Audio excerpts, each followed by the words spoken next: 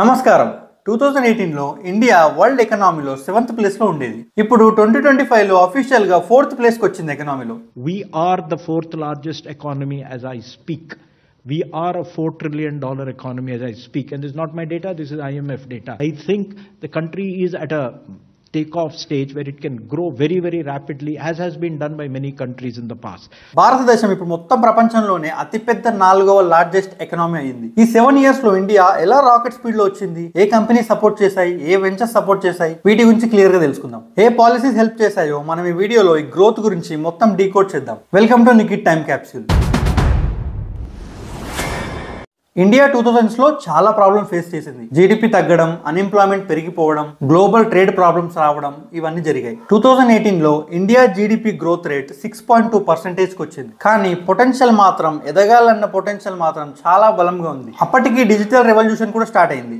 Indian growth కి foundation బలమైన policy reforms తో స్టార్ట్ అయింది. Make in India startup idea గురించి డిజిటల్ గా ఇండియా గ్రో అవ్వడం మొదలైంది. 2018లో గ్లోబల్ కంపారిజన్ చూసుకుంటే China, US, Germany, Japan balance గా ఉన్నాయి. కానీ ఇండియా అప్పుడే 7th ప్లేస్ కి వచ్చింది. ఇన్వెస్ట్మెంట్ సైజ్ చూసుకుంటే 2011-12లో చాలా ఎక్కువ ఉంది. అలా 2012-13 కంటిన్యూ చేశాం. కానీ 2013-14 నుంచి ఇన్వెస్ట్మెంట్స్ లో ఇండియా అంత బాగా పర్ఫార్మ్ చేయలేదు. మళ్ళీ 2018లో మొదలైంది. రూపీస్ టర్మ్స్ లో చూసుకుంటే 2011-12లో చాలా ఎక్కువ ఉంది. మళ్ళీ అక్కడ ఆగిపోయి 2018లో స్టార్ట్ అయింది. 7th లార్జెస్ట్ ఎకనామీ అవ్వడానికి ఇన్ఫ్రాస్ట్రక్చర్ ని పెంచారు. ఇలా పెంచడంతో లాజిస్టిక్స్ సెక్టర్ డబుల్ స్పీడ్ లో పనిచేశాయి. డిజిటల్ గా ట్రాన్స్ఫార్మ్ అవ్వడానికి జియో మేజర్ రోల్ ప్లే చేసింది. 2016లో స్టార్ట్ అయిన జియో 2025 దాకా చాలా ఇంటర్నెట్ యాక్సెసిబిలిటీని పెంచారు. బడ్జెట్ ఫ్రెండ్లీగా ఉండడం వల్ల డిజిటల్ ఎకనామీ పెరిగిపోయింది. ఆన్లైన్ పేమెంట్స్ యూపీఐ వల్ల జీడీపీకి చాలా హెల్ప్ అయింది. యూపీఐ సిస్టమ్ ద్వారా చిన్న చిన్న స్టోర్స్ బిజినెస్ కి చాలా ఉపయోగం వచ్చింది. చిన్న బిజినెస్ వాళ్ళందరూ ఆన్లైన్ పేమెంట్ కి షిఫ్ట్ అయ్యారు. జియో ప్లాట్ఫామ్స్ లో ఇన్వెస్ట్మెంట్స్ చాలా హైగా జరిగాయి. గూగుల్, ఫేస్బుక్ కూడా ఇన్వెస్ట్ చేసింది. డిజిటల్ ఇన్ఫ్రాస్ట్రక్చర్ సైడ్ చూసుకుంటే ఆధార్, యూపీఐ, డిజిటల్ లాకర్ ని బాగా సపోర్ట్ చేశారు.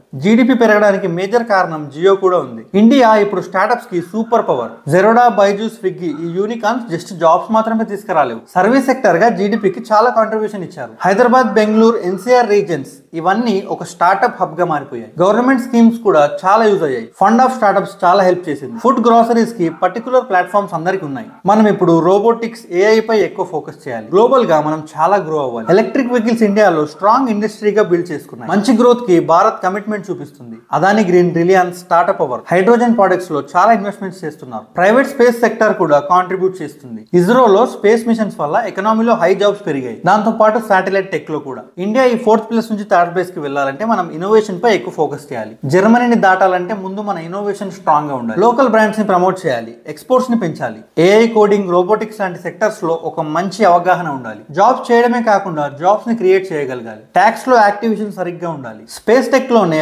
భారత్ ఫ్యూచర్ టెక్నాలజీ పెరుగుతుంది. శాటిలైట్, ఇంటర్నెట్, సోలార్ ఎనర్జీ పై ఎక్కువ ఫోకస్ చేయాలి. గవర్నమెంట్ ఇంకా సపోర్ట్ చేయాలి ఇన్వెస్టర్స్, ఇంజనీర్స్, ఇన్నోవేటర్స్ ని. ఈ 2018 నుంచి 2025 దాకా స్టార్ట్అప్స్ ఇన్వెస్ట్మెంట్స్ చాలా పెరిగిపోయాయి. ఇంకా మనం చిన్న బడ్జెట్స్ తో పెద్ద డ్రీమ్స్ ని చూడాలి. నెక్స్ట్ 3rd ప్లేస్ కి భారత్ వెళ్తుంది. జీడీపీ పెరుగుతుంది. Believe in Bharat. ఇలాంటి మంచి ఇన్ఫర్మేషన్ తీసుకొస్తూనే ఉంటా. నువ్వు సబ్స్క్రైబ్ చేయి. మరో టాపిక్, హిస్టరీతో వేరే వీడియోలో కలుద్దాం. మన ఇండియాలో జరిగే విషయాలలో మీకు దేని గురించి తెలుసుకోవాలన్నా దాని గురించి కామెంట్ చేయండి. నెక్స్ట్ వీడియోలో కలుద్దాం.